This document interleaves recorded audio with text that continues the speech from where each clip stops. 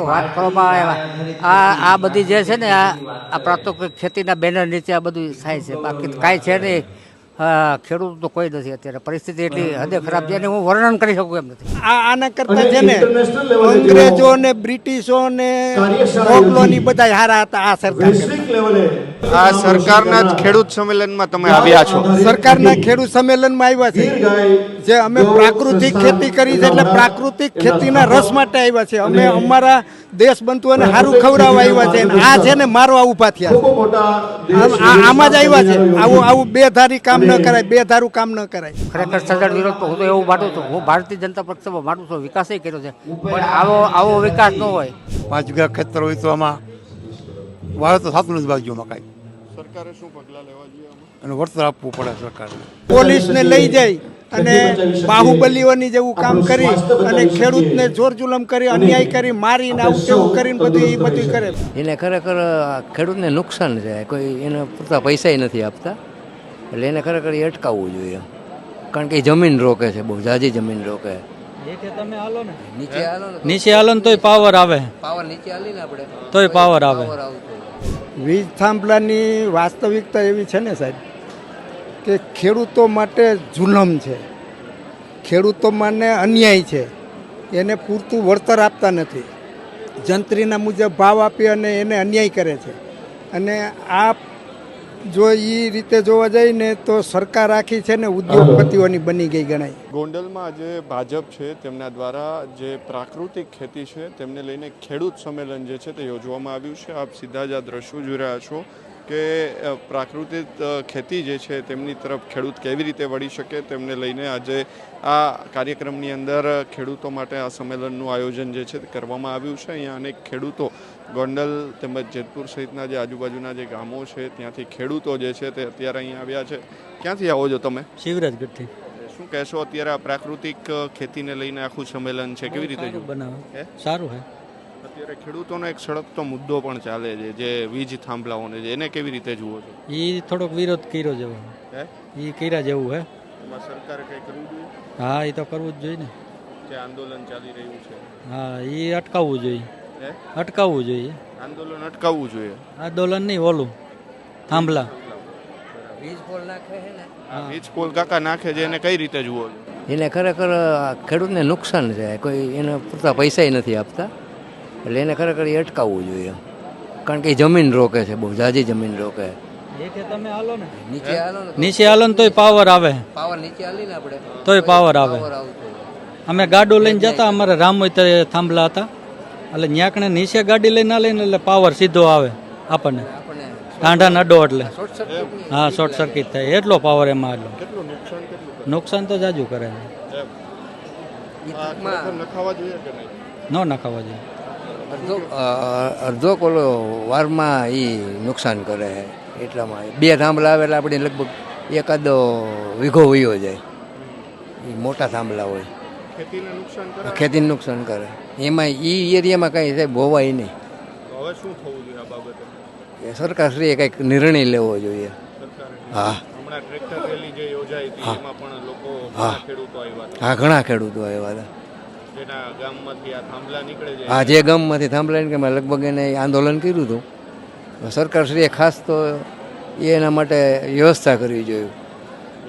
એટલે કે જે અહીંયા જે ખેડૂતો છે તેઓ પણ કહી રહ્યા છે કે અહીંયા જે સરકાર છે તેમના માટે આજે અત્યારે વીજ થાંભલાઓ નાખવામાં આવી રહ્યા છે. આ વીજ થાંભલાઓને કઈ રીતે જોઈ રહ્યા છો? કારણ કે સતત ખેડૂત જે છે તે આ બાબતે અત્યારે વિરોધ કરી રહ્યા છે. વીજ થાંભલાની વાસ્તવિકતા એવી છે ને સાહેબ કે ખેડૂતો માટે જુલમ છે, ખેડૂતો માટે અન્યાય છે. એને પૂરતું વળતર આપતા નથી, જંત્રીના મુજબ ભાવ આપી અને એને અન્યાય કરે છે. અને આ જો એ રીતે જોવા જાય ને તો સરકાર આખી છે ને ઉદ્યોગપતિઓની બની ગઈ ગણાય. કંપનીની સરકાર. આવું ખેડૂત ઉપર ન કરાય. એની નીચે કામ ન થઈ શકે, એમાં વાવેતર ન થઈ શકે. ઘણી બધી અન્યાય છે, ખેડૂત માટે ખતરનાક અન્યાય છે. આવી ખતરનાક સરકારને આવું ખતરનાક કાર્ય ન કરે. બસ અત્યારે જે પ્રમાણે ખેડૂતો વિરોધ પણ કરી રહ્યા છે મોટા પાયે, હમણાં ગાંધીનગર પણ ગયા હતા, શું આનાથી નુકસાન શું થાય? શેનાથી ખેડૂતોને વીજ થાંભલાઓથી શું નુકસાન થઈ રહ્યું છે? આ પણ જો એને અત્યારે જ જો એના ઊભા પાકમાં નુકસાની સીધી જ કરે છે અને જોર જુલમ કરે છે. એને પોલીસને લઈ જાય અને બાહુબલીઓની જેવું કામ કરી અને ખેડૂતને જોર જુલમ કરી અન્યાય કરી મારીને આવું તેવું કરીને બધું કરે. નુકસાનીમાં એવું છે કે એમાં નીચે પાક હરખા નહીં થાય, પાક નહીં થાય. ત્યાર પછી ખેડૂતોને એમાં શોટ લાગવાનો બીજી ત્રીજી ઘણા બધા બીક છે. એટલે આ બધી છે ને આના કરતા છે ને અંગ્રેજો ને બ્રિટિશો ને મોગલોની બધા હારા હતા આ સરકાર કરતા. આ સરકારના જ ખેડૂત સંમેલનમાં તમે આવ્યા છો. સરકારના ખેડૂત સંમેલનમાં આવ્યા છે જે અમે પ્રાકૃતિક ખેતી કરી છે એટલે પ્રાકૃતિક ખેતીના રસ માટે આવ્યા છે. અમે અમારા દેશ બંધુઓને સારું ખવડાવવા આવ્યા છે. આ છે ને મારવા ઊભા થયા છે. આમાં જ આવ્યા છે. આવું બેધારી કામ ન કરાય, બેધારું કામ ન કરાય. ખેડૂત લક્ષિત કાર્યક્રમ હોવા જોઈએ. સમજાઈ ગયું? કંપની લક્ષિત એને કાર્યક્રમ કે એનો પૂરો થવાય ન દીધો ને કંપની વાળા ગમે એ રીતે કરીને આંદોલન અધૂરું રાખ્યું. અન્ય ખેડૂતો અહીંયા છે આપણી સાથે, તેમની સાથે પણ આપણે વાત કરવાનો પ્રયાસ કરીશું. ખેડૂતો જે છે તેઓ શું કહી રહ્યા છે? કાકા, શું કહેશો? હાલની જે સ્થિતિ છે ખેડૂતોની, જે વીજ થાંભલાઓને લઈને અત્યારે સતત વિરોધ જે છે તે ચાલી રહ્યો છે, આને કેવી રીતે જુઓ છો? આને જોવાનું કારણ છે કે ખેડૂત પાસે એક તો ટૂંકો વીઘો હોય અને જો સરકાર આવી રીતે થાંભલા ઊભા કરી અને ખેડૂતનું આવક સાધન ઘટે તો એના માટે સરકારે કંઈક એને યોગ્ય વળતર આપવું પડે અને સારી એવું માર્ગદર્શન આપવું. હાલ સતત ખેડૂતો વિરોધ કરી રહ્યા છે, છતાં પણ હજુ આ થાંભલા નાખવાનું ચાલુ છે. આનાથી નુકસાન શું થાંભલાઓથી? આવનારી ચૂંટણીમાં નુકસાન થશે 100%. કારણ કે ખેડૂતો ના પાડે છતાંય બળજબરીથી જો એમાં નાખે છે તો એનું 100% નુકસાન થાય. કાકા, શું કહેશો? હાલ જે ખેડૂતો થાંભલા નાખી રહ્યા છે, ખેડૂતોના જે ખેતરની અંદર, કેટલું નુકસાનકારક?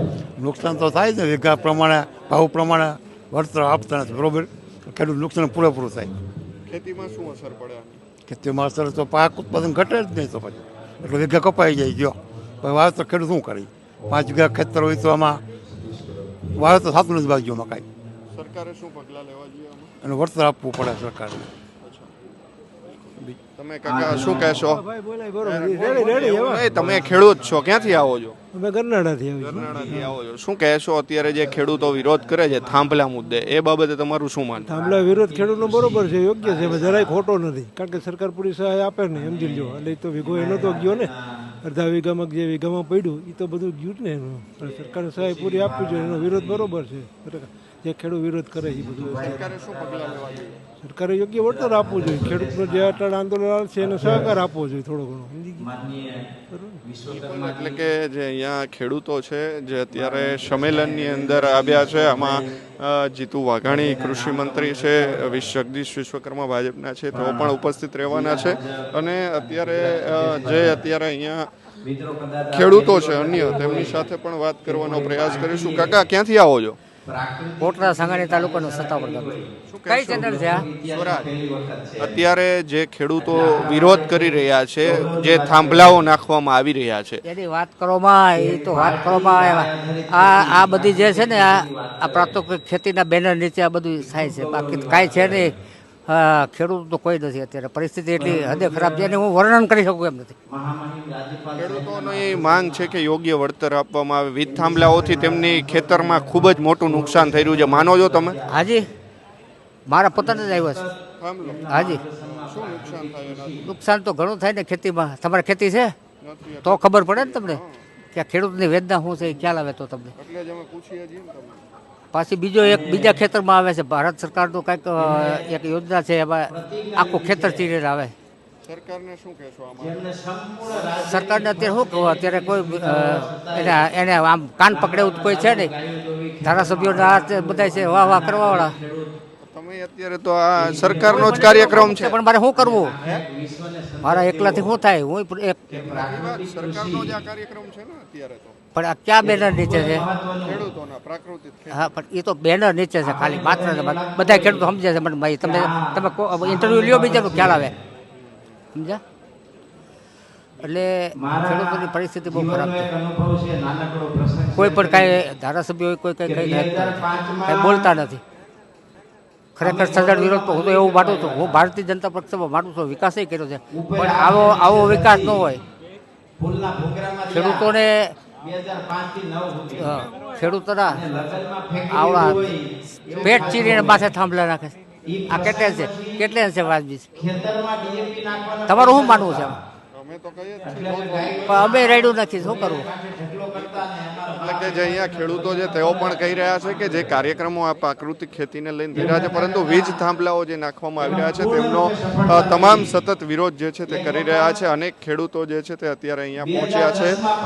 જે કૃષિ મંત્રી જીતુ વાઘાણી, જગદીશ વિશ્વકર્મા સહિતના જે નેતાઓ જે છે તેઓ પણ અત્યારે અહીંયા આવવાના છે. ઉલ્લેખનીય છે કે અત્યારે જે આ કાર્યક્રમ થઈ રહ્યો છે, જે પ્રાકૃતિક ખેતીની કાર્યશાળા, એટલે કે ખેડૂતો જે છે તેમને પ્રાકૃતિક ખેતી તરફ કઈ રીતે વળવામાં આવે, પરંતુ ખેડૂતો સાથે અમે જ્યારે વાત કરી, જે અત્યારે સતત જે સળગતો પ્રશ્ન છે વીજ થાંભલાનો, તેમને લઈને તેમણે કહેવું છે કે આ જે અત્યારે જે કંપનીઓ કરી રહી છે તે ખૂબ જ ખોટું થઈ રહ્યું છે. સરકાર છે તેમને કાર્યવાહી જે છે તે કરવી જોઈએ અને ખેડૂતો જે છે તેમને આ બહારે આવવું જોઈએ. એક તરફ અહીંયા જે ભાજપનો જ કાર્યક્રમ છે, સરકારનો જ કાર્યક્રમ છે પ્રાકૃતિક ખેતીને લગતો, અને બીજી તરફ ખેડૂતોમાં ખૂબ મોટી નારાજગી જે છે તે જોવા મળી રહી છે.